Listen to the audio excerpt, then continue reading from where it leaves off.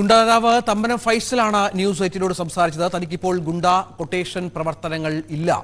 താൻ കഴിഞ്ഞ 3 വർഷത്തോളമായി ഒരു ക്രിമിനൽ കേസിലും പ്രതിയല്ല.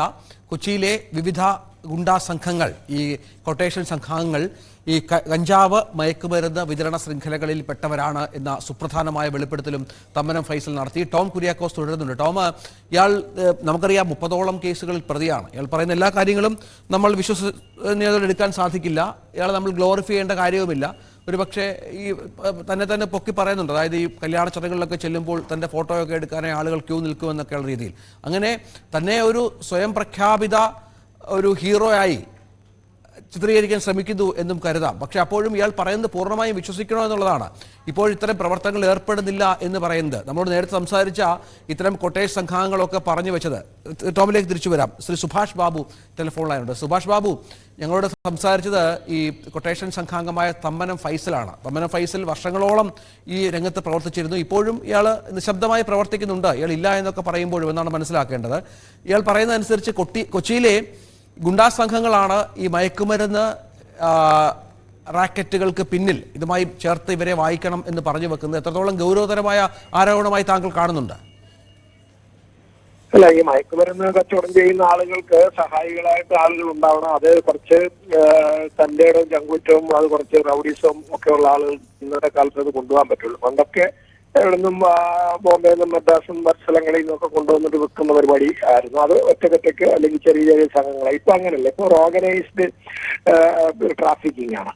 അതിന് വ്യക്തമായിട്ട് പണം മുടക്കണം. അതനുസരിച്ച് അതുപോലെ ആളുടെ കാരിയേഴ്സിനെ വേണം. കാരിയേഴ്സ് ഐഡന്റിഫൈ ചെയ്യാൻ പറ്റാത്ത ആളുകളായിരിക്കണം. അങ്ങനെ വന്നതിന് ശേഷം അവരെ ഇവിടെ വന്ന് സ്വീകരിക്കുകയും അത് വിപണനം ചെയ്യുകയും സ്റ്റോക്ക് ചെയ്യുകയും ഒക്കെ ചെയ്യുന്നതിന് വേണ്ടിയിട്ട് തടസ്സങ്ങൾ തരുന്ന അവസരത്തിൽ അവരെ സഹായിക്കാൻ വേണ്ടിയിട്ട് ഇവർ തന്നെ സ്പോൺസർ ചെയ്യുക, അതായത് ഗുണ്ടാ സംഘങ്ങൾ തന്നെ സ്പോൺസർ ചെയ്യുന്ന യൂണിറ്റുകളാണ് ഇതിനുവേണ്ടി പ്രവർത്തിച്ചുകൊണ്ടിരിക്കുന്നത്. അത് നമ്മളിപ്പോ എല്ലാ മയക്കുമരുന്ന് കേസിൽ നോക്കിക്കഴിഞ്ഞാൽ ഒരു ഗുണ്ടാ സംഘമായിട്ട് ബന്ധം ഉണ്ടാവും. പിന്നെ ഏത് ഗുണ്ടാ ആക്രമണത്തിലും മയക്കുമരുന്നിന്റെ സ്വാധീനം ഉണ്ടാവും. അപ്പൊ ഇവരൊക്കെ പരസ്പര പൂരകങ്ങളായി പ്രവർത്തിക്കുകയും സഹവസിക്കുകയും ചെയ്യുന്ന ആളുകളാണ്.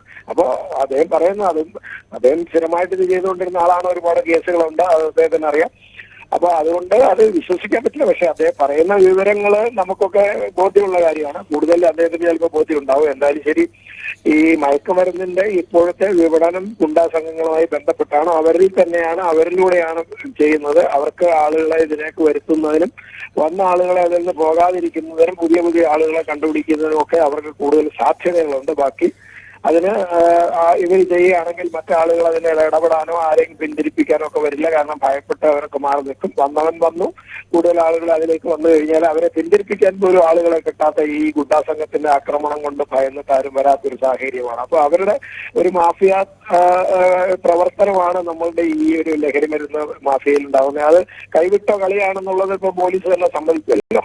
പോലീസ് തന്നെ സമ്മതിക്കുന്നത് വളരെ വ്യാപകമാണ്. സ്കൂളുകളിലുണ്ട്, കോളേജിലുണ്ട്, നമ്മുടെ പിടുത്തത്തിൽ നിന്ന് വിട്ടുപോയി എന്നൊക്കെ അവർ തന്നെ പറയുന്നുണ്ട്. കഴിഞ്ഞ ദിവസവും പറഞ്ഞിരുന്നു. അപ്പൊ അതുകൊണ്ട് ഇത് വളരെ വ്യാപകമായിട്ട് ഇവരുടെ തന്നെ കയ്യിൽ ഒതുങ്ങുന്ന രീതിയിൽ അവർ തന്നെ അത് സ്വന്തമായ രീതിയിൽ നടക്കുന്ന ഒരു വ്യവസായമാണ് ഇപ്പൊ അവരെ സംബന്ധിച്ചിടത്തോളം. നാടിനെ നശിപ്പിക്കണമെന്നും അവർക്ക് പണക്കാരാവുകയും അതുപോലെ തന്നെ അവർക്ക് ഈ മയക്കുമരുന്ന് ആസ്വദിക്കുകയും ഒക്കെ ചെയ്യാൻ വേണ്ടിയിട്ട് അവർ ചെയ്തുകൊണ്ടിരിക്കുന്നത്. അത് അനുസ്യൂതം തുടരുന്നുണ്ട്. പോലീസിന് കാര്യമായിട്ട് അല്ലെങ്കിൽ നാർക്കോട്ടിക് എക്സൈസിനൊന്നും കാര്യമായിട്ട് ഒന്നും ചെയ്യാൻ പറ്റുന്നില്ല, അല്ലെങ്കിൽ ചെയ്യുന്നില്ല എന്ന് തന്നെ നമുക്ക് സംശയിക്കുന്ന രീതിയിലാണ് സാഹചര്യങ്ങൾ ഇപ്പോൾ നമുക്ക് വിലയിരുത്തേണ്ടത്. തീർച്ചയായും അതാണ് സാഹചര്യം. ശ്രീ സുഭാഷ് ബാബു, റിട്ടയർഡ് SP ആണ് പ്രതികരിച്ചത്.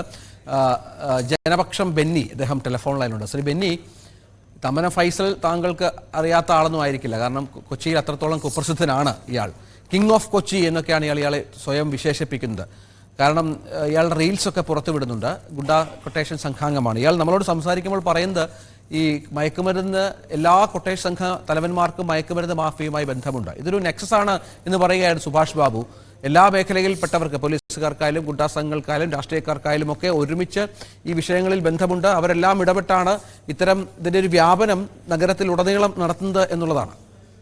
താങ്കൾക്ക് എന്താണ് മനസ്സിലായിട്ടുള്ളത്? അതായത് ന്യൂസ് 18 ഇത്തരം ഇവിടുത്തെ കേരള ഗുണ്ട പ്രവർത്തനവും രാഷ്ട്രീയ നേതാക്കളും പോലീസുകാരുമായിട്ടുള്ള ആ ബന്ധങ്ങൾ നിങ്ങളുടെ റിപ്പോർട്ടർ ടോം കുര്യാക്കോസ് വളരെ ഭംഗിയായിട്ട് കൊണ്ടുപോകുന്നുണ്ട്. പക്ഷെ ഇവിടുത്തെ രാഷ്ട്രീയക്കാർക്കും പോലീസുകാർക്കും ഇപ്പോഴും അത് തോന്നിയിട്ടില്ല.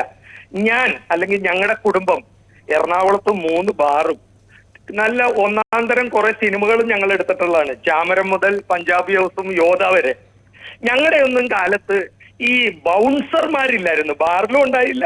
സിനിമാ നടന്മാര് പോകുമ്പോ ഇപ്പൊ ഒരു സൂപ്പർ മാർക്കറ്റിൽ പോകുമ്പോഴോ എവിടെയെങ്കിലും പോകുമ്പോ മുമ്പിലും പുറവിലും ഈ ബ്രേസർ ഇട്ട കുറച്ച് മസിൽ മാൻമാര്, എന്നിട്ട് അവരുടെ ഓമന പേരാണ് ബൗൺസർ.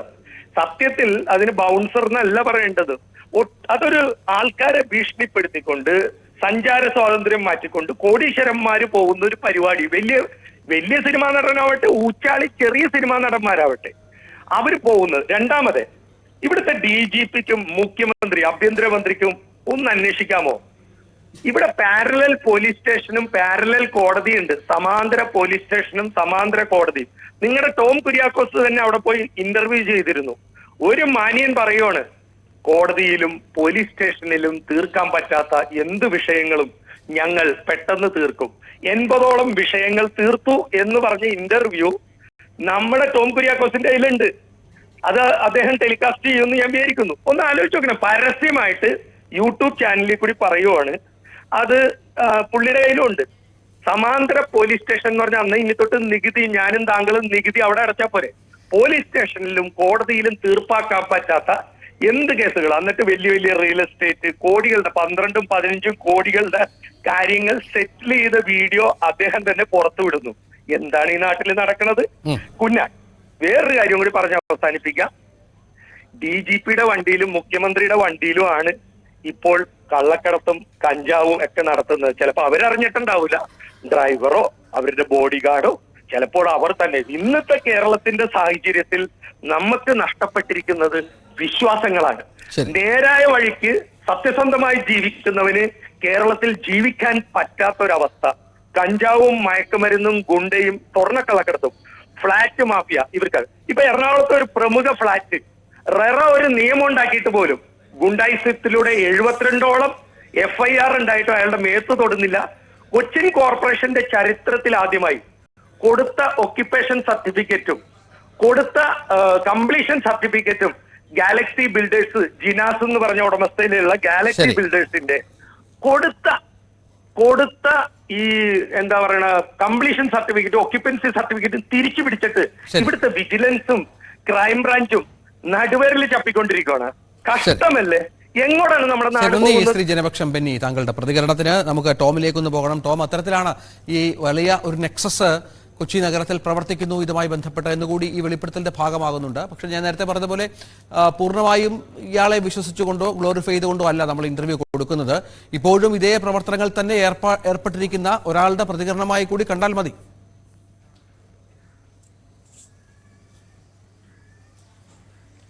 തീർച്ചയായും രഞ്ജിത്ത്, ജനപക്ഷം ബെന്നി സൂചിപ്പിച്ചതുപോലെ കൊച്ചിയിൽ ഇത്തരത്തിൽ നിരവധി സാമൂഹ്യ വിരുദ്ധ പ്രവർത്തനങ്ങളുമായി നിരവധി സംഘങ്ങൾ നമ്മുടെ ഇടയിലുണ്ട്. പ്രത്യേകിച്ച് കൊച്ചി പണ്ട് മുതലേ വർഷങ്ങൾക്ക് മുതലേ ഇതേ രീതിയിലുള്ള സാമൂഹ്യ പ്രവർത്തനങ്ങളുടെ ഒരു കേന്ദ്രം തന്നെയാണ്, ഒരു അധോലോക കേന്ദ്രം തന്നെയാണ്.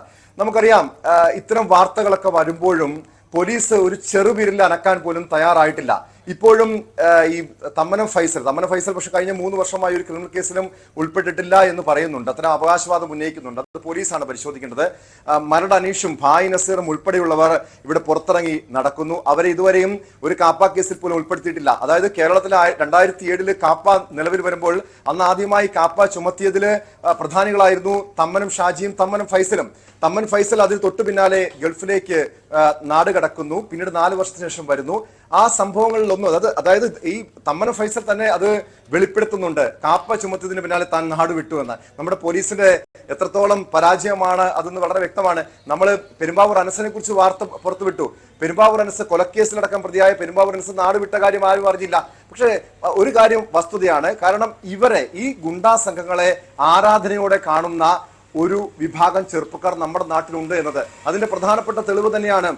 ഈ തമ്മനം ഫൈസലിനെ പോലുള്ളവർ, പെരുമ്പാവൂർ അനസ്, മരട് അനീഷ്, ഭായ് നസീറൊക്കെ കാണുമ്പോൾ, അവരൊക്കെ ഒരു ചടങ്ങുകളിൽ പങ്കെടുക്കുമ്പോൾ അവർക്കൊപ്പം നിന്ന് സെൽഫി എടുക്കാൻ നിരവധി ചെറുപ്പക്കാർ എത്തുന്നു എന്നത് തമ്മനം ഫൈസൽ വെറുതെ പറഞ്ഞ കാര്യമല്ല, അതൊരു വസ്തുത തന്നെയാണ്. കാരണം അവരെ ആരാധനയോടെ കാണുന്ന ഈ പെരുമ്പാവൂർ അനസിന്റെ ഒക്കെ ഇൻസ്റ്റഗ്രാം പേജുകൾ എടുത്തു നോക്കിയാൽ 75,000-80,000-ഓളം ഫോളോവേഴ്സ് ഉണ്ട്.